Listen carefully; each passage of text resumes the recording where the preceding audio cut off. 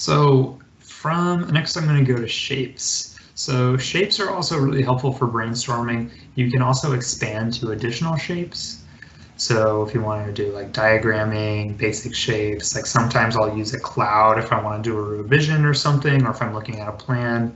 You can also go to manage shapes, which are, you can add additional ones. You can go into flowcharts. There's a bunch of stuff, and you can connect these to the actual shapes that you want to see in your board. Like for example, if you're working on, like, I don't know, you're using a lot of AWS mapping or anything in terms of like, okay, you're working with systems and you're able to actually import icons that you would commonly use, and that's what these are for. So you have connectors, data flow, flowchart, and then I basically just use basic shapes the majority of the time within my options because I don't want to be really overwhelmed. I can do 99% of my work within these, or I would save one as a template almost. Great, so let's actually add a couple of these and I'll show how to modify them. You can hold Shift to make them uniform, or at least like a 1-to-1 scale. And then you can go in, change the switch type. I kind of covered, this is border. So you're able to change the actual border style. You can change the thickness of the border and then also the opacity of it as well, along with the color. You are also able to change the interior fill, so also changing opacity and then changing color. If you wanted to add text to this item as well, so actually, I don't know why that's not working anymore. Okay, so I was clicking in here, and you just have to double click inside of it. That's why I wasn't able to go into that. But if you double click within here, you're able to actually type, but it's not a sticky note. So what happens is that it won't auto scale and it will slowly just fill, but you'll realize that you'll see this little drop down arrow, and what that means is that there's additional text down there. So really important if you're distinguishing between sticky notes and also shapes. But then you also have the other options for font style, alignment, linking, changing text color, and then highlight text as well.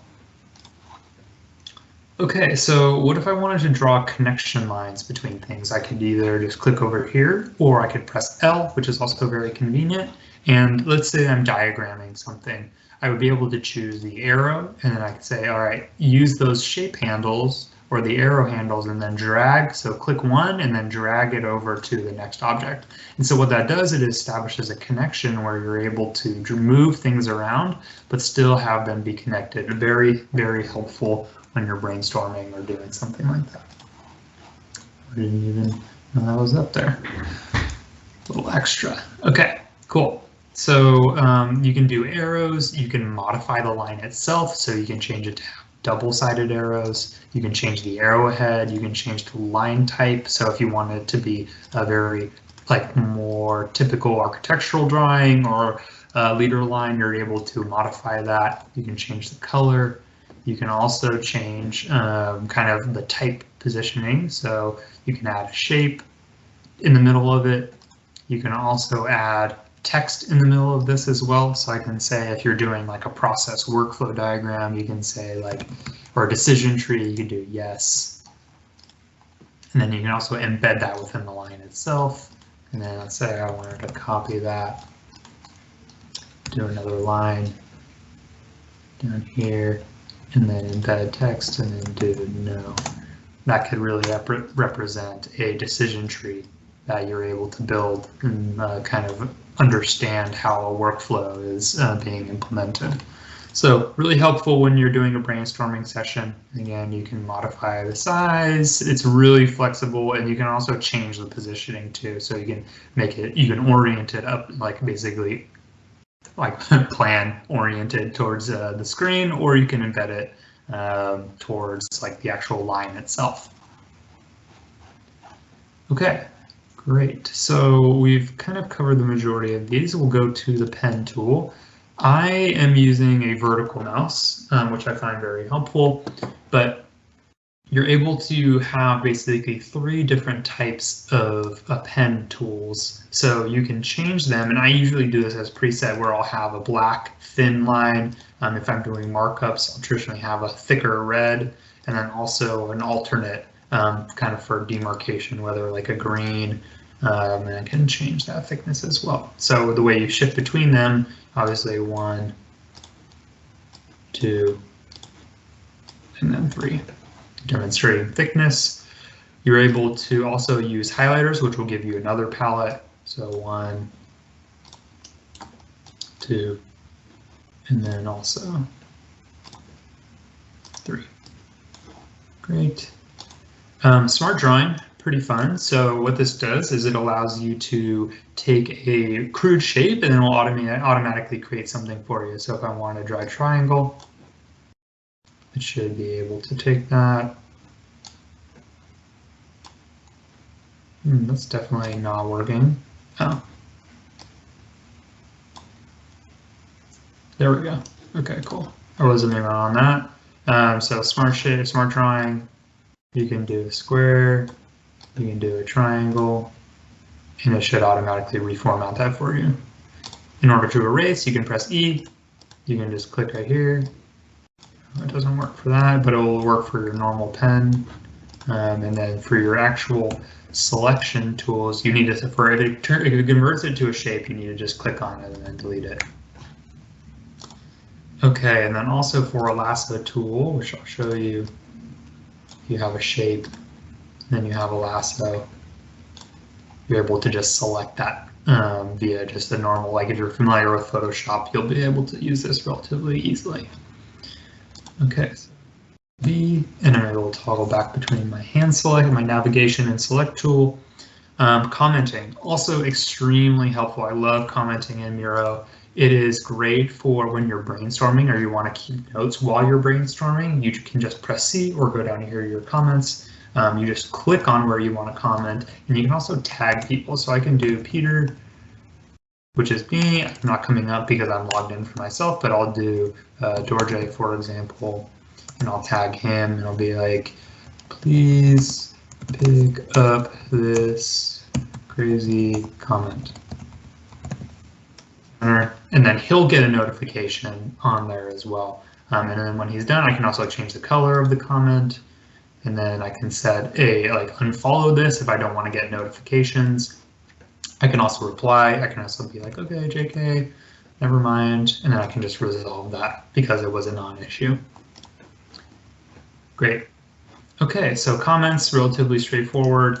Frames. So frames are fantastic for presenting. So I actually did a couple hands-on presentations for the all hands for the design technology kind of scope, and this I was using Miro. So you can either build a custom frame, or you can use kind of a standard size. So if you're doing any wireframing, they have common devices and also common ratios. So 4:3, 16:9, 1:1. I typically just do custom, and then I adjust it to the size I need. And really helpful for presenting material. So I'll kind of explain this in the following tutorial, but frames are ways of organizing your work. So you can, one, you can start to build like a cohesive presentation, and I'll typically have multiple frames. And if you adjust the size of one, all the subsequent frames you have will be able to be modified or be created in that same format and same size. So if you're creating a presentation, you just have to do one, and then all the others will be created the same size and scale. So, and you'll notice that when I moved it, all the objects within the frame itself moved along with the frame, which is really convenient. So you can go into a frame as well. You can set a background color. You can align objects within there, so you can do freeform or it will align it for you. I typically will lock my frames after I'm done with them, and I can also hide frames as well. So if I wanted to hide these from certain people, or if I was working on it for now, I can hide them, which is pretty helpful if you have multiple collaborators outside of your company, which is nice. Again, you also have the ability to copy links. You can link to all of the other options that we showed in kind of the previous functions. Upload. Okay, here is the fun part. So let's say I want to upload any documents. You have the ability to upload PDFs on here. You can upload images, which I'll show you right now. If I go to desktop, working images, let's do some of these guys. Oh, great, amazing. So we don't have JPEGs. Let me see where I save those.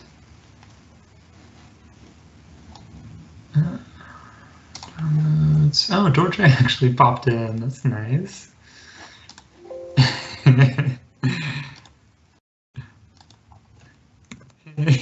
Georgia, just doing a tutorial. That was actually perfect. See, it like actually works. So he actually got a notification and was able to come in and see where I commented. All good. Cool. Okay, so actually, let me upload an image. And let's see, pictures. Yeah, here we go. These are my guys. Okay, we're back. And then if you want to upload images, you could do PDFs. And if you select everything, what you can do is automatically scale everything, which is really convenient. And let's say I wanted to align all these objects. So if I was working in here, what I can do is I can select all of these. And sometimes I mess this up. Is if you want to align objects, what you can do is if you want to align horizontally, that means align them like through this axis. Actually, the axis is really important. So you're able to see what axis you're aligning towards. And then you can always do Control Z. If I wanted to modify these again, I can just select them all. And then I can show a different form of alignment. So I can do align vertically. Again, that will work across any kind of axis. And then also, you can also distribute. So if I wanted to distribute with even spacing, what I can do is you can align them vertically. And then you can also, sorry, that was ungrouping. I can do this kind of horizontally distribution. So it's the spacing between each objects. And this would be if I wanted to do that vertically. And again, you can align bottom. Very convenient. And then if you wanted to group all these objects because I wanted to label them super cute cats, I would just group these objects and I would just drag a little text field and be like, these cats are. There you go. And then what I would probably do is I would probably ungroup these guys, select everything, and then do Control G to just group everything together.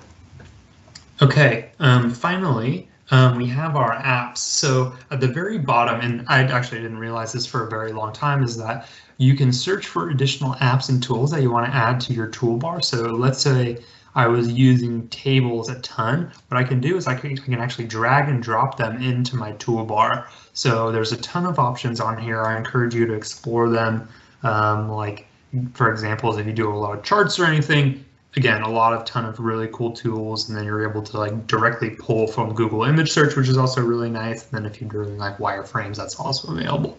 So that pretty much concludes this portion. I know we covered a lot. We have some Pokemon over here. We covered a lot of really cool tools. And if you have any questions, feel free to just reach out to me. And I'm going to be following up with another video on the collaboration tools, where we'll actually see the frames in action down here, and then some of the other cool things that Miro has added for brainstorming in particular.